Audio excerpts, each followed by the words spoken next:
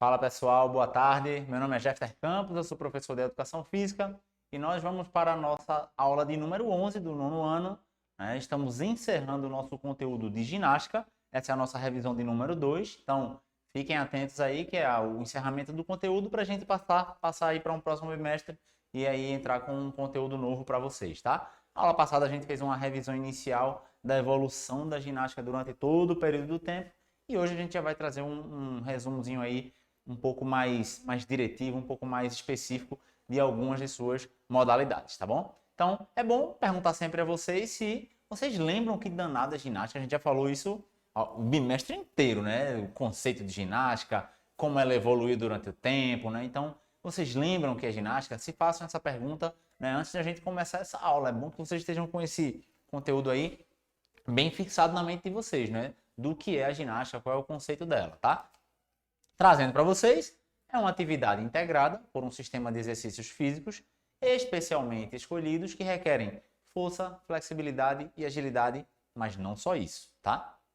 Digamos que esses são os elementos principais, independente da ginástica, se ela é uma ginástica competitiva ou não competitiva, se ela é uma ginástica recreativa ou uma ginástica olímpica. Né? Mas além de força, flexibilidade e agilidade, requer muito equilíbrio, muita concentração, capacidade de tomada de decisão rápida. Então é só a gente lembrar da ginástica acrobática. Lembra que a gente falou na outra revisão que os ginastas aquelas apresentações do circo, onde eu tenho os ginastas acrobatas ali, eles têm que tomar decisões rápidas ali porque a segurança e a vida deles às vezes está em jogo. Por isso que os circos utilizam aquelas redes de proteção, porque uma falha pode ser fatal para um ginasta daqueles. Então tem muitas outras aí capacidades envolvidas dentro da ginástica, né? Dentro das modalidades diversas das ginásticas que estão aí dentro do seu treinamento, dentro das suas competições. Né? E elas podem servir tanto para competições como para recreação. Né? Então, existe a ginástica recreativa que é feita para gurizada, existe a ginástica competitiva que é feita também para gurizada, né? Em forma de iniciação. Então, a gente tem que pensar na ginástica sempre por dois caminhos. Aquela que tem uma característica competitiva, né? E aquela que tem características não competitivas, beleza? E aí a gente vai hoje meio que trabalhar, né, todo esse conceito da ginástica, de tudo que ela engloba, né, mesmo dentro da parte competitiva como da parte não competitiva, e como ela está relacionada com o comportamento humano, com as nossas relações em relação ao nosso corpo, né, a nossa saúde, ao nosso físico. Tá? Então a ginástica ela engloba aí modalidades que são competitivas e não competitivas, e ela envolve uma prática de uma série de movimentos que exigem, como eu já falei, força, flexibilidade e coordenação motora para o aperfeiçoamento físico, mas também para o aperfeiçoamento mental. Então eu não posso dizer que a ginástica é só uma atividade corporal ali de caráter físico, né? Ela também é uma atividade de caráter mental muito grande, né? Principalmente as ginásticas não competitivas, que é onde vão entrar a yoga, onde vai entrar o pilates, onde vai entrar a meditação, a prática do alongamento. Né? Então tudo isso está dentro de uma ginástica que tem uma característica mental também muito forte. E a própria ginástica competitiva também, porque os atletas que praticam ginástica, eles precisam ter um treinamento mental excelente, eles precisam ter uma preparação mental excelente. Né? Eles precisam ter autoconfiança, né? Eles precisam ser seguros naquilo que eles fazem, eles precisam acreditar muito neles, né, durante uma competição, e isso é através de um grande trabalho mental. É através de um grande trabalho que eles fazem de treinamento mental mesmo, de treinamento psicológico para a participação daquelas provas. Então, tem o aperfeiçoamento físico? Tem, beleza. Mas também tem um aperfeiçoamento mental, né? Tem todo aquele investimento na parte psicológica, seja ele atleta, seja ele não atleta. Tá? E aí, para vocês, os campos de atuação da ginástica, né? A gente já vem falando que ela se divide em várias ginásticas diferentes, e os seus campos de atuação, né? Ela entra com um caráter competitivo, ou seja, é a ginástica de competição, mas ela também pode ser uma ginástica de condicionamento físico, uma ginástica apenas de demonstração, feito a gente falou no conteúdo da ginástica aeróbica, que é aquela ginástica que é competitiva, porém tem um caráter ali de demonstração. Você quer ganhar o primeiro lugar, mas está ali fazendo uma apresentação, mostrando tudo, né, competindo com outras escolas, outras universidades, né, e quanto melhor for aquela demonstração, mais legal vai ser a sua nota e a sua chance de conseguir uma medalha ou conseguir ser o melhor daquele momento, tá? A ginástica de conscientização corporal, essa a gente vai falar bem hoje também, que aí já é a prática da yoga, a prática do alongamento, da meditação, que está dentro da ginástica. E a ginástica com um caráter mais fisioterapêutico, né? A ginástica fisioterápica, que é aquela ginástica que vem tanto numa perspectiva de prevenção de lesões e doenças, como no tratamento delas. E aí vocês vão ver um exemplo que é, por exemplo, a ginástica laboral, né? Que ela é utilizada em ambientes de trabalho, em ambientes como, por exemplo, escritórios, onde pessoas passam muito tempo trabalhando ou em pé ou sentados e precisam fazer uma pausa ali durante o seu dia, né, para cuidar um pouquinho do corpo, para se movimentar, né, para mexer aquelas regiões que durante o trabalho dele são mais demandadas. Então, rola muito isso aí na ginástica fisioterápica. E a gente vai fazer um breve apanhado aí delas daqui a pouco, tá? Então, a ginástica de condicionamento físico, a gente já vai partir diretamente para ela, que é aquela ginástica da academia, aquela ginástica mais tradicional mesmo, que é a musculação, né? A academia, e a gente sabe qual é o objetivo da grande maioria das pessoas que procuram fazer a musculação, né? Que a grande maioria quer melhorar a condição física do seu corpo, né? Quer hipertrofiar o seu corpo, né? Ficar com músculos mais volumosos, a barriga ali mais sequinha, mais dividida, né? As mulheres gostam muito de trabalhar as pernas e o bumbum para ficar com a musculatura mais desenvolvida, né? Então, ela tem uma característica estética muito forte, essa ginástica aí de condicionamento físico, mas ela também pode ter uma característica social, psicológica, né? Também muito forte, né? Então, uma aula coletiva, por exemplo, você participa de uma aula de step ou uma aula de zumba, né? Que é uma dança, elas têm o objetivo de queimar calorias, né, de reduzir, né, de emagrecer, de reduzir o peso corporal, as medidas corporais, mas elas também têm uma característica social muito grande. Muitas pessoas vão para essas aulas, por exemplo, de academia, exclusivamente para socializar, para estar com outras pessoas, para rir, se divertir. Para muita gente, aquela 40, 50, uma horinha que você fica numa academia é a melhor hora do seu dia, né? Porque ela já vive no estresse no trabalho, né? Às vezes a demanda das coisas para fazer em casa, de pagar contas, de fazer supermercado, de deixar menino na escola, né? Então, às vezes, quando ela vai para a academia, é aquele momento de desopilar, de dar uma relaxada, de dar uma desestressada. Por isso que a gente não pode dizer que é só a condição física, né? Aquela condição do corpo. Não, tem muito isso daqui também, gente. Tem muito essa condição mental, essa nossa condição psicológica. Tá? Então, a ginástica de condicionamento físico ela vem com esse objetivo de, lógico, melhorar o condicionamento físico, mas ela também pode entrar aí por um viés, né, de melhorar a nossa saúde mental. Por isso que ela é tão importante, por isso que ela é hoje extremamente praticada no país inteiro. Antigamente, a gente via, sei lá, uma cidade pequena no interior tinha 2 academias de ginástica, hoje já tem 10, 15 academias. Hoje aqui na capital, por exemplo, tem a cada bairro você vê aí 2, 3, 4 academias, ou seja, não faltam oportunidades para você cuidar da saúde. E também temos projetos sociais de prefeituras, de governo do estado, que fomentam academias para a população, né? Fomentam aulas de ginástica, né? Aulas de condicionamento físico através de step, de dança, de funcional, né? Voltados para melhorar a qualidade de vida da população com um acesso que uma pessoa que não pode, por exemplo, acessar uma academia que é paga e ela faz parte de um programa público de saúde e aquilo vai fazer um bem danado para a vida dela, tanto para a vida física dela como para a vida psicológica e social dela, tá? Então, essa seria a ginástica de condicionamento físico. E aí eu botei alguns exemplos para vocês. Por exemplo, aqui tem a musculação, tem uma aula de step, um crossfit, que é uma atividade hoje que está muito popularizada, né? Então, o crossfit ele vem como uma modalidade competitiva, mas hoje ele está entrando como uma modalidade que traz também mais qualidade de vida para o seu praticante, melhora das condições físicas do corpo, melhora também da saúde mental. Então, entrou aí como parte de uma ginástica de condicionamento físico extremamente importante. E o massa do CrossFit é que a base do CrossFit é a ginástica, né? E é o levantamento olímpico, que são atividades bem antigas, atividades que têm um trabalho histórico muito grande, né? O alongamento, botei como opção, né?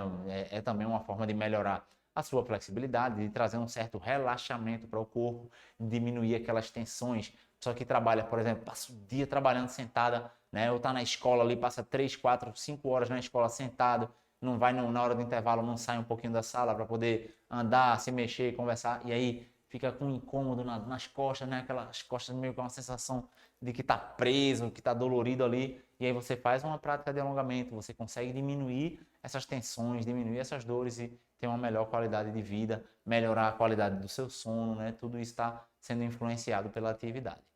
Tá? Então, a gente fecha essa parte de ginástica de condicionamento físico, né, que é o resumo inicial, e a gente parte para segundo tipo de ginástica, que vai ser a ginástica de competição, que foi uma boa parte da aula passada também, né? E aí ela reúne, claro, todas aquelas modalidades que são competitivas, que está na ginástica olímpica, na ginástica rítmica e também no trampolim acrobático. Ainda tem outras aqui, tá? Mas aí essas três, a rítmica a gente viu, a rítmica olímpica e a de trampolim, a gente viu na aula passada, né? E viu que existem vários implementos, por exemplo, na ginástica rítmica, né? As ginastas elas utilizam ali as bolas, as massas, os que eu acho mais difíceis, mas também são os mais bonitos, que é a corda e a fita, né? Então as ginastas estão ali fazendo uma apresentação que tem música, ou seja, ela tem que ser ritmada, tem que ser ali seguindo aquele ritmo da música, né? Às vezes elas apresentam de forma individual, mas também tem em grupo.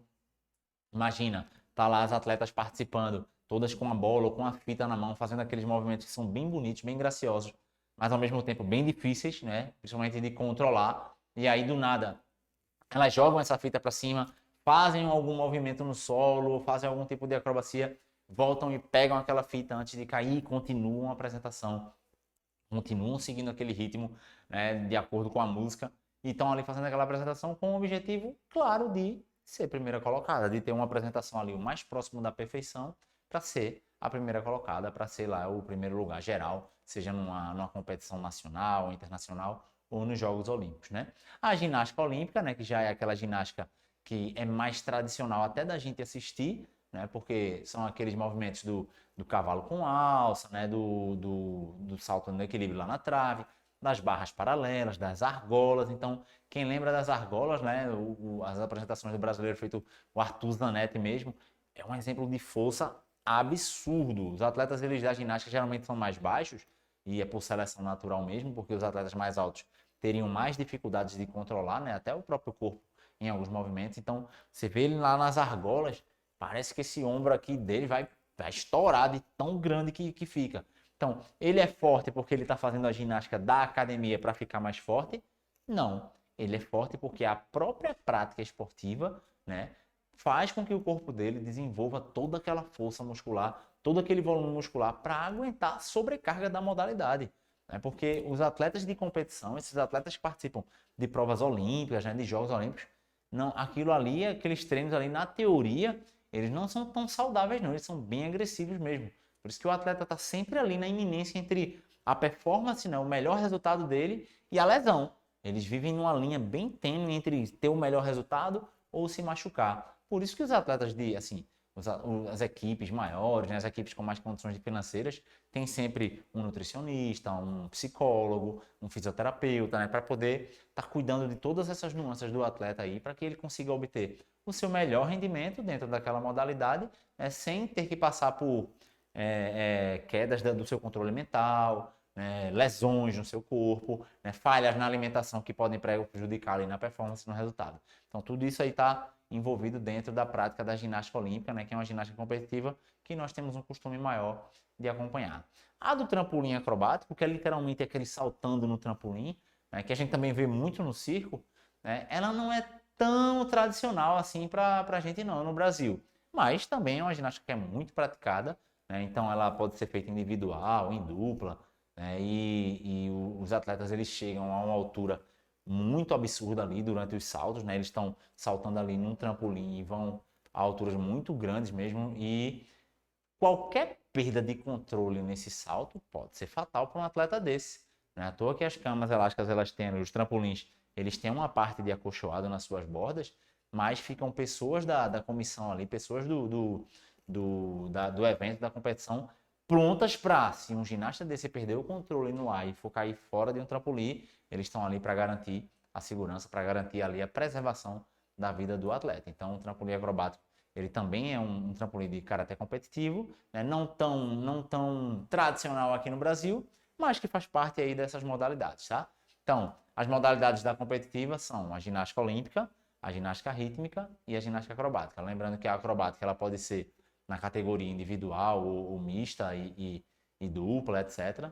A ginástica rítmica, que é aquela ginástica que ela é individual ou em grupo e que utiliza aqueles aparelhos, aqueles acessórios específicos, não tem aparelhos, né, que é a massa, a corda, a fita, as bolas, os arcos, né, que a gente chama de bambolê, tá? E a ginástica olímpica é aquela que é dividida entre masculino e feminino, tá? O masculino tem algumas modalidades, como a paralela, né, a barra fixa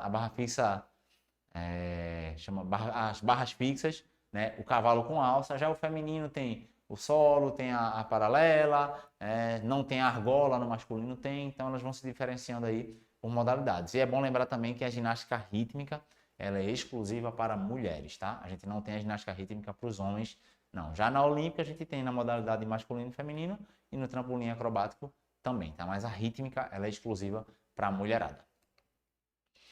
A ginástica fisioterápica, né, ou a ginástica fisioterapêutica, né, ela é responsável pela utilização do exercício físico na prevenção e no tratamento de doença. E aí não é, sei lá, eu tô com um resfriado, tá me dando dor de cabeça, aí eu vou fazer uma ginástica fisioterapêutica para poder melhorar. Na verdade, não é isso.